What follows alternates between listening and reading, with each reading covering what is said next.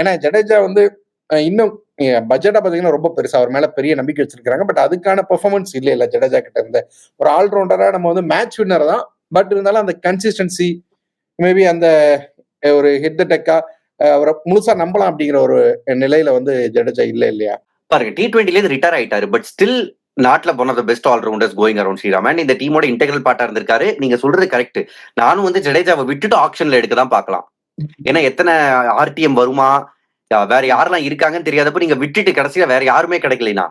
But அதே சமயம் நிறைய காசு வச்சுக்கணும். ஏன்னா நிறைய பிளேயர்ஸ் வருவாங்க. இப்ப வந்து ஃபார் எக்ஸாம்பிள் ஒரு கேமரன் கிரீன் மாதிரி பிளேயர்லாம் அடுத்த வருஷம் மினி ஆக்ஷனுக்கு வருவாரு. ஏன்னா இந்த வருஷம் ஃபிட்னஸ் காரணமா தான் அவர் வந்து வரல. சோ அந்த மாதிரி ஒரு பிளேயர் மிடில் ஆர்டர்ல வேணும்னா உங்களுக்கு நிறைய காசு வச்சுக்கணும்.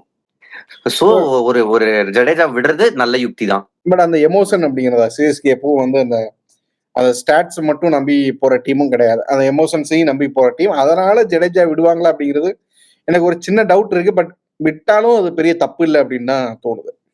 ஆமா ஸ்ரீராம், நீங்க சொல்ற மாதிரி எமோஷன் நிச்சயமா விளையாடும் சென்னை சூப்பர் கிங்ஸ்னு வரப்போ. மத்த டீமா இருந்தா ரூத்லெஸ்ஸா போயிருவாங்க. பட் சென்னை சூப்பர் கிங்ஸ் எப்பவுமே கொஞ்சம் எமோஷனலா தான் டிசிஷன்ஸ் எடுப்பாங்கன்றதுனால இது வந்து ஒரு திஸ் ஆர் தட் சாய்ஸ் தான். பட் ஐதர் தூபே விடணும் இல்லைன்னா ஜடேஜா விடணும். ரெண்டு பேரும் வச்சாங்கன்னா கையில காசு நிக்காது. சரி, இப்ப அஸ்வின் இருக்காரு. அஸ்வின் வந்து எல்லாருமே சொல்றது வந்து அஸ்வின் மேபி ரிலீஸ் பண்ணப்படலாம் அப்படிங்கிறதா எல்லாரோட ஒப்பீனியனாவும் இருக்கு. அதுக்கான வேலிடான ரீசன்ஸும் இருக்கு. அவர் சேப்பாக்கில் நல்லா பண்ணுவாருன்னு எதிர்பார்த்தாங்க. பட் பெரிய லெவலில் அவரால் பண்ண முடியல. மற்ற மேட்சஸ்லயும் அவரால் பெருசா இம்பாக்ட் பண்ண முடியல. பேட்டிங்லயும் மேலே ஏற்றி பார்த்தாங்க, அதுலயும் ஒன்றும் பெருசா இல்லை.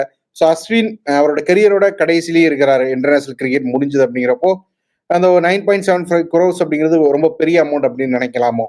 மேபி ஜடேஜா இல்ல, ஜடேஜாவை வச்சுக்கலாம் அப்படிங்கிறப்போ அஸ்வின் தான் வந்து ஆபியஸ் சாய்ஸா இருப்பார் ரிலீஸ் பண்றதுக்கு.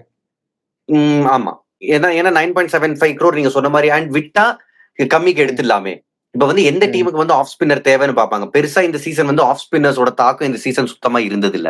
நீங்க ஃபுல் லீக்ல எடுத்து பாருங்களேன். வாஷிங்டன் சுந்தருக்கே எல்லா கேமும் கிடைக்கல. அண்ட் வேற யார், மொயின் அலிக்கு வெறும் டர்னிங் ட்ராக்ஸ்ல தான் கொடுத்தாங்க கேகேஆர் கூட. சோ பெருசா ஆஃப் ஸ்பின்னருக்கு இப்ப டிமாண்ட் இருக்கிற மாதிரி தெரியல. சோ விடுறது தான் கரெக்டான சாய்ஸ். பட் விட்டு எடுக்கலாம் கம்மி ரேட்டுக்கு வந்தாருன்னா.